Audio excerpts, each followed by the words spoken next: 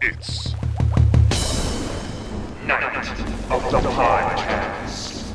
Welcome, all you horror fiends, to Night of the Podcast, a one-man horror show where I, Brian, talk about all things spooky, creepy, horror, and Halloween related. This is my new format for those of you that don't know what I'm talking about because you can just hear me. I'm now also on YouTube.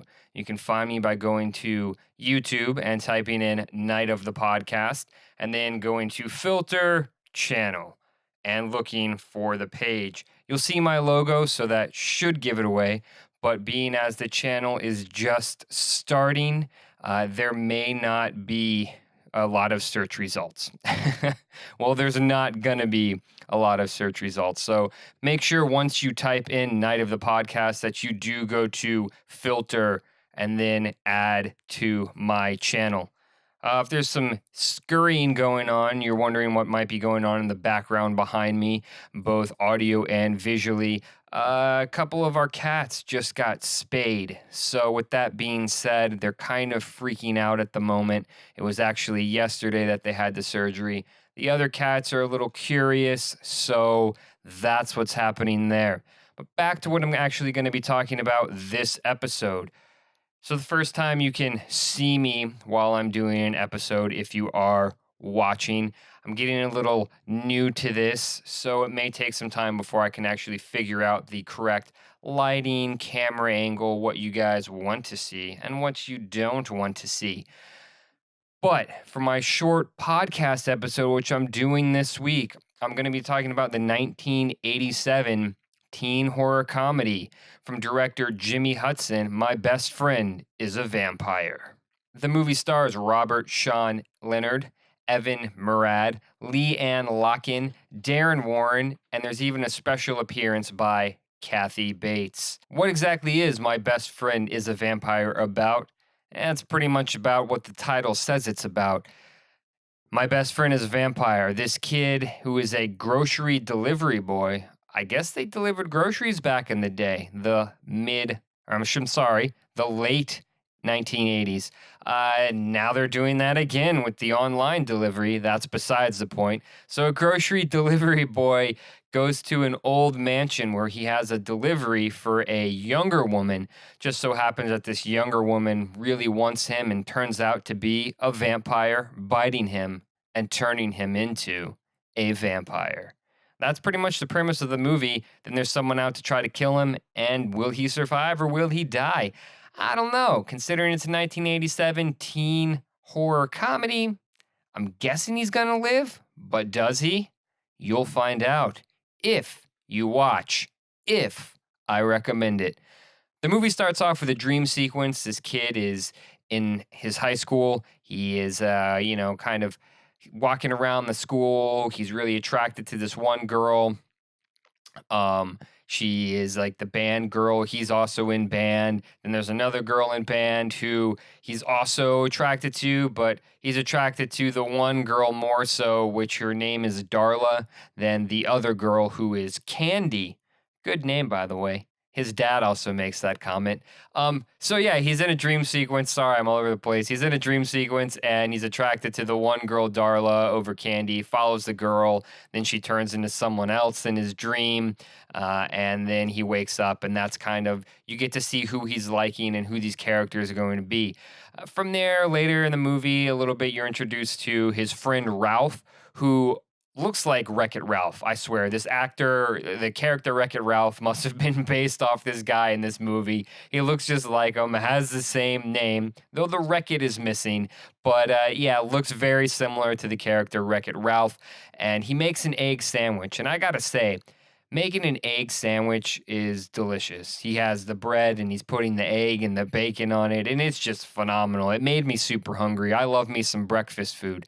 So from there, you're introduced to the cast of characters, which include the girl Darla, the girl Candy, his buddy Ralph, him, and there's this professor that is after him because he is a vampire. Now, the professor's name is Professor McCarthy, and it's the dude who plays Baxter Stockman in Secret of the Ooze. I think it's Baxter Stockman in Secret of the Ooze. Ninja Turtles? The guy that transforms Toka and Razar. Anywho, that guy. Maybe it's not Baxter Stockman. Besides the point, that guy's in here, and he's the professor, and he's out to kill the vampires, rid the world of vampires because he has a grudge against him. There's a couple cool parts in this movie, some things that I did like. There's a line where the main kid is talking to a cat, and he's looking for the woman vampire because he's delivering the groceries, and he's like, grocery delivery, and he starts talking to the cat, and he's like, oh, where's your owner? This and that, blah, blah, blah. Where is she? And then he turns and he's like, why am I talking to a cat? And I'll tell you why he's talking to a cat. Because cats are amazing. Don't get me wrong, dogs are amazing. All animals are amazing. But I have a soft place. Well, now I have a soft place in my heart for cats. I love them. They're great. They're awesome. If you don't own a cat, that's totally fine. You're still cool. If you own a cat, you're even cooler. That was one of the parts I liked. I know, right? What good can go on this movie? It was just really an overall cheesy kind of 1980s horror romance. It wasn't perfect by any means, but it was a very enjoyable movie to watch. There was a lot of things that were wrong with the movie. Some of the pacing and the editing was off big time. It felt disjointed. It went from one scene to another scene. Didn't like it entirely, kind of like I just did, and it just didn't work out so well. With the exception of that, overall, I enjoyed the movie. I thought it was a good flick. I think it's worth checking out if you can find it.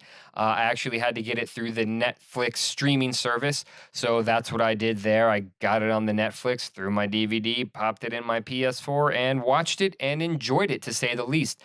It's a good movie. Some other things that go on in the movie, there's a lot of car chase scenes, very 1980s car chases. Most of them are kind of anticlimactic and the same thing over and over again. Why there are, I think, 4 car chase scenes, I have no idea. I guess they felt that was the best way for the professor to chase the vampire around in a car. It worked. Okay, that's fine.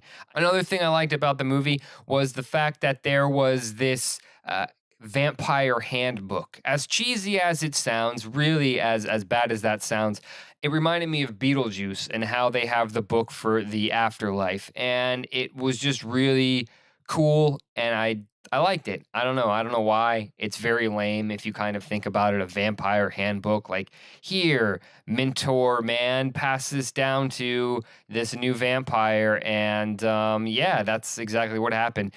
And it was fine, but I liked the vampire handbook overall. The movie's very 80s. Outside in some of in front of the houses, there's neon house numbers. Like, who has a neon house number? These people did.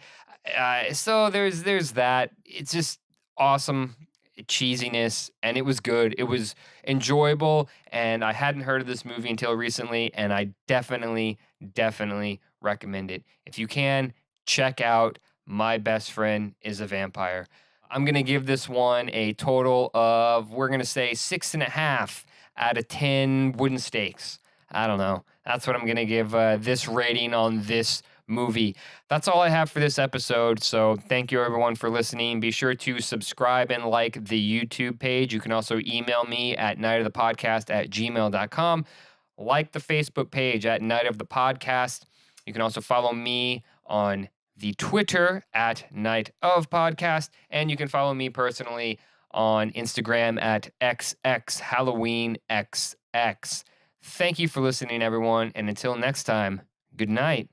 Good fright. Be careful what lurks when you turn out the lights.